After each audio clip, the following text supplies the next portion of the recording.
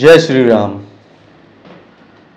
अभी स्टालिन के बेटा उदयनिधि स्टालिन ने कहा कि सनातन धर्म कोरोना, डेंगू और मलेरिया की तरह इसे खत्म कर देना चाहिए। तो मैं उन्हें बताना चाहता हूं कि सनातन धर्म जिसका न आदि है न अंत है, हमने तो यही सुना है अपने पूर्वजों से, हमने यही पढ़ा है कि सनातन धर्म को कभी मिटाया नहीं जा सकता और सनातन धर्म स्वयं ईश्वर द्वारा निर्मित एक धर्म है। बाकी तो सारे पंथ है जिसे किसी न किसी व्यक्ति द्वारा बनाया गया है, चाहे वह सिख पंथ हो, इस्लाम हो, जैन हो या फिर क्रिश्चियन हो। सबका स्थापना किसी न किसी ने किया है। किसी का स्थापना जीसस क्राइस्ट ने किया, किसी का स्थापना मोहम्मद साहब ने किया, किसी का स्थापना जैन मुनि ने किया, तो किसी का स्थापना गुरु नानक देव ने किया। लेकिन सनातन धर्म एक ऐसा धर्म है जिसका स्थापना ईश्वर ने किया है, उसे मिटाने का बात करते हो।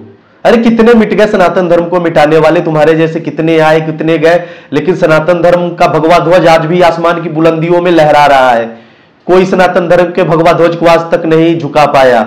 मुगल भी आए थे, 800 वर्षों तक लड़ते रहे। मुगल की नाजायज औलादें कहती है कि हमने भारत में 800 वर्षों तक राज किया। कौन सा राज किए हो भाई तुम? एक हिस्सा जीतते थे तो दूसरे हिस्सा में जूता मारकर भगा दिया जाता था तुम्हें। दिल्ली जीतते थे तो महाराष्ट्र हारते थे, महाराष्ट्र जीतते थे तो बिहार हार जाते थे, बिहार जीतते थे तो यूपी हार जाते थे और यूपी जीतते थे तो पूर्व मध्य में मार करके भगा दिया जाता था। कभी तुम पूरे भारत पर राज नहीं कर पाए। अंग्रेज भी आए तो 200 से 250 वर्षों तक रहे, लेकिन उन्होंने कभी भी सनातन धर्म को चैलेंज नहीं किया। वह एक व्यापारी की तरह आए थे व्यापार करने के लिए। कभी भी उन्होंने सनातन धर्म को मिटाने का बात नहीं किया। सनातन धर्म को मिटाने का बात किया था औरंगजेब ने, सनातन धर्म को मिटाने का बात किया था बाबर ने। कहां है आज बाबर और कहां है औरंगजेब? मिट गए। लेकिन सनातन धर्म को कौन मिटाया? कोई नहीं। हम आज भी शान से तिलक सर पर लगा करके सड़क पर निकलते हैं तो लगता है दूर से कि यहां सनातन धर्म का एक रक्षक जा रहा है। तुम उस सनातन धर्म को मिटाने की बात करते हो। 150 करोड़ के आसपास भारत की जनसंख्या हो चुकी है। 150 करोड़ में लगभग 120 करोड़ ऐसे लोग हैं जो सनातन धर्म को मानते हैं। उसमें से 10 करोड़ सेकुलर को हटा देते हैं तो भी 110 करोड़ है। अरे 100 करोड़ हमने और हटा दिया, 10 करोड़ ही मानते हैं। 10 करोड़ अगर राष्ट्रवादी कट्टर हिंदू जो अपने आप को सनातनी कहता है, भारत मां का संतान कहता है, अगर शस्त्र के साथ सड़कों पर आ गया तो कौन संभालेगा? कोई नहीं संभाल पाएगा। तो ललकारो मत किसी को। शांति से हम रहना चाहते हैं, हमें शांति से रहने दो। मैं जानता हूं कि तुम अपना राजनीतिक फायदा उठाने के लिए अभी तुम तमिलनाडु में बैठे हुए हो सत्ता में, तुम केंद्र की सत्ता में आने के लिए उल्टा सीधा कर रहे हो। नहीं करो, मत करो, कुछ नहीं मिलने वाला है।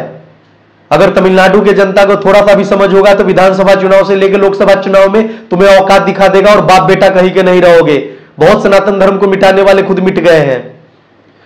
अभी संत परमहंस आचार्य ने तुम्हें ललकारा है। उन्होंने तुम्हारे तस्वीर पर तलवार मारा, उन्होंने तुम्हारे तस्वीर को जला दिया और उन्होंने घोषणा किया है कि जो भी उदयनिधि स्टालिन का सर कलम करेगा उसे मैं 10 करोड़ का इनाम दूंगा। हालांकि मैं इस बयान को उचित नहीं मानता, क्योंकि अगर तुमने गलत किया है तो कानून इसका न्याय करेगा। हालांकि भारत की कानून व्यवस्था, न्याय व्यवस्था या संविधान हो या कोई भी हो, सब देखता है। जिनके हाथ में पैसा है, पावर है, उनका कोई कुछ नहीं बिगाड़ सकता है। यही कारण है कि तुम लोग बोल लेते हो, फिर भी हम उसी कानून पे विश्वास करते हैं, क्योंकि हमारे पास कोई ऑप्शन नहीं है जब तक कि कानून में, संविधान में संशोधन ना हो जाए। तो बाबा ने जो कहा गलत है, लेकिन यह किसी ने नहीं सोचा कि बाबा ने क्यों कहा। अरे हमारे अंदर उतना सहनशीलता है कि हमने बर्दाश्त कर लिया और हम लिमिट में बात कर रहे हैं, लेकिन सब व्यक्ति का सहनशीलता एक जैसा नहीं होता। जैसे तुमने सनातन धर्म को मिटाने का बात किया, वैसे ही बाबा ने कहा कि शर्म कलम करने वाले को 10 करोड़ दूंगा। अगर कोई मतवाला ऐसा कुछ कर जाता है फिर क्या होगा? ऐसा काम क्यों करते हो? अरे हम उन लोगों में से नहीं है जो छोटी छोटी बातों पर सड़क पर उतर जाते हैं हाथों में तलवार लेकर, सर तन से जुदा, सर तन से जुदा का नारा लगाने के लिए। हम लोग वसुधैव कुटुंबकम, अरे गुस्सा आ रहा है मुझे, बोल नहीं पा रहा हूं, वसुधैव कुटुंबकम में विश्वास करते हैं। हम पूरी दुनिया को अपना परिवार मानते हैं। इसीलिए तुमने 2 बोरी चावल के लिए अपना धर्म परिवर्तन कर लिया और आज तुम उसी सनातन धर्म को ललकार रहे हो। दादा परदादा का नाम निकालोगे ना तो दादा परदादा वही रामलाल श्यामलाल निकलेंगे और तुम्हारा भी तो नाम उदयनिधि है। कौन सा क्रिश्चियन का नाम उदयनिधि होता है भाई? जरा पता कर लियो जाके।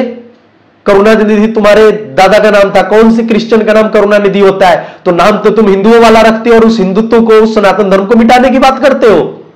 शर्म आना चाहिए तुम्हारे जैसे लोगों को। बोलने के लिए बहुत कुछ है, लेकिन फिर तुम अपने बाप का सत्ता का हनक दिखाओगे। एफआईआर करो, गिरफ्तार करो, जैसे मनीष कश्यप जैसे निर्दोष पत्रकार पर जो सिर्फ सत्य बोला था उसको गिरफ्तार करके एनए से लगा दिया। अरे एनए से तो तुम्हारे जैसे लोगों पर लगाना चाहिए जो पूरा भारत के, भारतीय सभ्यता, संस्कृति और सनातन धर्म को मिटाने का बात करता है। औकात में रहो, औकात मत भूलो अपना। सत्ता कभी किसी के बाप का जागीर नहीं रहा है, सत्ता परिवर्तन होते रहता है। जो लालू प्रसाद यादव 1990 में बिहार का कर्ता धर्ता और अपने आप को सर्वमान्य भगवान मान चुका था, वह लालू यादव को भी जेल जाना पड़ा और उसके बाद वह लालू यादव 15 से 20 वर्षों तक सत्ता से दूर रहे। नीतीश कुमार जैसे पलटू राम का किया धरा है कि वह सत्ता में दोबारा वापस आ पाए। तो याद करो, ऐसे सैकड़ों उदाहरण है। बहुत कुछ नहीं बोलूंगा, आप स्वयं समझदार है। हालांकि आपसे समझदार होने की और समझदार बोलने का कल्पना करना भी मूर्खता है। यदि आप समझदार होते तो ऐसा बात ही नहीं बोलते।